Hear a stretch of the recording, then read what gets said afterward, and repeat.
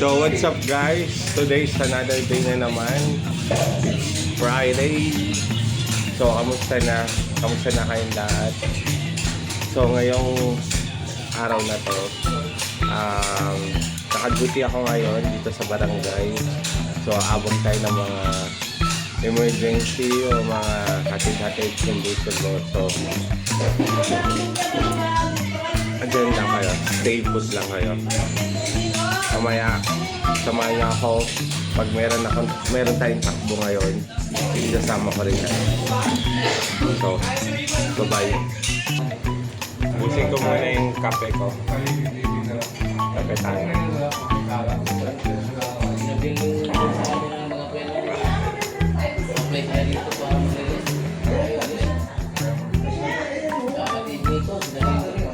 Ay, nakalimutan ko pala yung live. Gamitin ko yung live. Wait lang. So, tumawag na ang command center. Sa TPDH lang kami pupunta ngayon. Dahil TPDH lang, malungkot. Dahil lapit lang. Sige, mamaya na lang. So, papunta na kami now. Ay, susunduin pala namin muna yung patient, tapos punta na kami ng TPDH.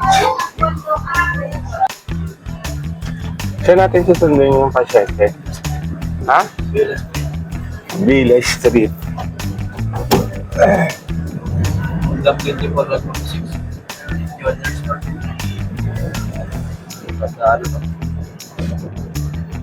Ilang taon? 91 years old? Ako. Senior.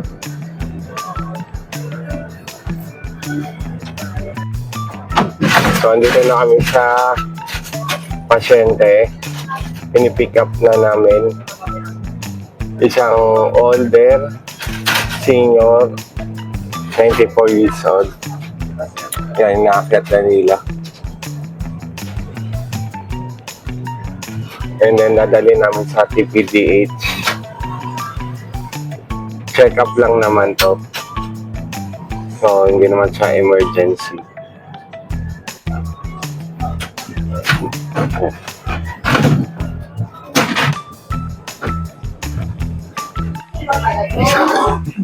Punta kami na IMC, guys. So, ako magpapaniwala dito. Bakit naman? Kasi driver lang to. Driver lang ni. Ang totoong eksena nandun, no? Kay Boyet. So, sama ka? Punta akong City Hall. Okay. Siyempre, 100 muna yung isang pasyente. Sige, bye-bye.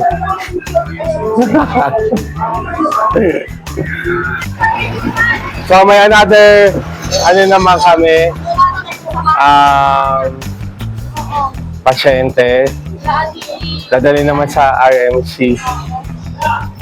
So, update na lang mamaya. So, sino nakakalam dito sa lugar na to? Ito yung pinaka-grabe traffic kahit anong oras. Comment down below kung sino nakakalam na lugar na to. Every time na dumadaan kami dito, sobrang traffic talaga.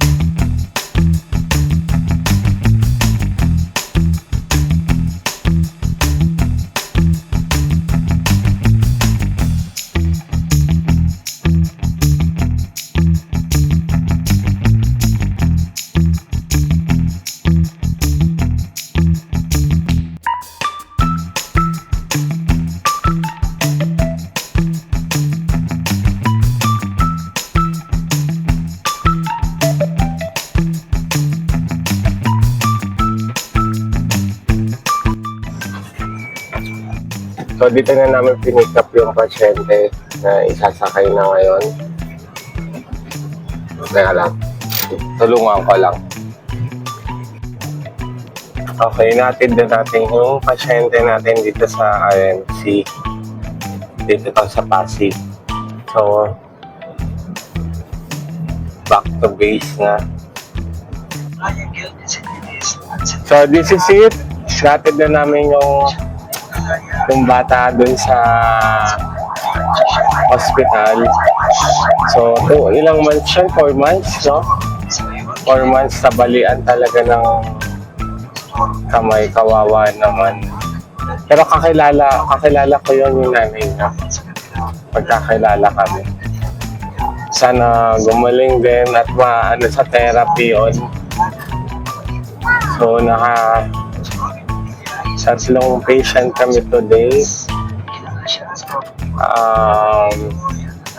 Medyo kakapagod lang dahil medyo malala yung iba. And then, umaya pag uwi ko, syempre matutulog na ako. Ako sa maya, pag-gising, magja-jogging ako sa Arca. Kailangan tuloy pa rin natin ang ating exercise para consistent tayo na maging healthy. So, pag-uwi namin dito sa barangay, out na namin kasi alas 2 na. Kaya, dito ko na rin tatapusin ang aking vlog, ang aking video. Nagpapasalamat ako sa lahat ng mga sumusuporta at saka sa mga nanonood until now. Kahit na huminto ako ng ilang linggo, andyan pa din kayo. So, maraming salamat po sa lahat ng mga sumusubaybay sa akin. At pinipilit ko pa rin isingit tong vlog natin at yung pagbibideo ko kasi grabe hindi ko na alam kung saan ko isisingit tong pagbablog dahil minsan sa trabaho, pagkatapos ng trabaho, mag-exercise ako. Nakita ko. Then, hindi pa maalis? Asan na? Asan na? Okay na?